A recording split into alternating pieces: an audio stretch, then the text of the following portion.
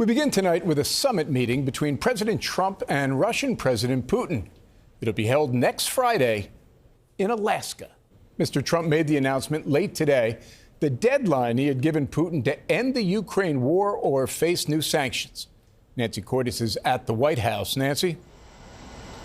Jim, White House officials had been discussing foreign destinations like Rome or Abu Dhabi before Alaska suddenly emerged as the site for this summit. This will be Putin's first trip to the U.S. in 10 years, and he doesn't travel very often because he's facing an arrest warrant issued by the International Criminal Court for war crimes. I think the location will be a very popular one for a lot of reasons. President Trump's one-on-one meeting with Vladimir Putin will be their first since 2019. And contrary to initial plans, Ukrainian President Volodymyr Zelensky will not be included, even though his territory is the focus of the talks. It's very complicated, but we're going to get some back. We're going to get some switched. There'll be some swapping of territories to the betterment of both. Putin has been pushing to keep all the Ukrainian territory he gained from his 3.5-year invasion, and then some. What Putin is proposing is a very bad deal. Bill Taylor served as U.S. ambassador to Ukraine under Presidents George W. Bush and Barack Obama. Why is Vladimir Putin suddenly so eager to sit down and talk? Putin wants this meeting for two reasons. One is to stall any discussions of an end to the war. He wants to continue the war. But the second thing he wants is to come in from the cold. I mean, he's an indicted war criminal. Most of the world will not talk to him. And President Trump has said he's willing to talk to him. Trump has long argued that he alone can get Putin to change course. So far, Putin has proved him wrong, leaving Trump increasingly frustrated.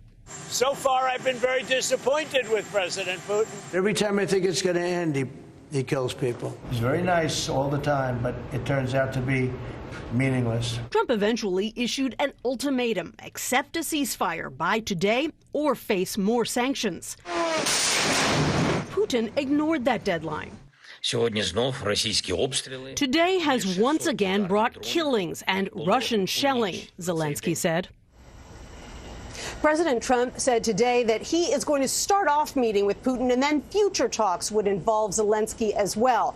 But the planning for this summit in Alaska is still very fluid. And Jim, I was just told that it is still possible that Zelensky could end up being involved in some way. Nancy Cordes at the White House for us tonight. Thank you, Nancy. Margaret Brennan joins us now from Washington. Margaret, an awful lot to unpack here. There absolutely is, and my sources are indicating that President Trump really wants a deal at all costs, but he doesn't have one, so he wants to have this summit with Putin instead and hold off on further pressure. The meeting itself may be the message for Trump, while evading sanctions is the motivation for Putin. One of Putin's advisors just a few minutes ago tweeted the talks should be about partnering on energy in the Arctic and infrastructure. No mention of Ukraine. Meanwhile, Zelensky said there's a chance of reaching at least a ceasefire, but he can't give up territory without putting it to a vote. He's been burning up the phone lines, trying to urge the Americans and Europeans to sanction Russia and seize bank accounts, because without more pressure, the Ukrainian officials that I've spoken with fear Putin will refuse to give back territory and just use these negotiations to gain what his troops failed to capture on the battlefield. Margaret Brennan with our very fluid story in Washington. Margaret, thank you.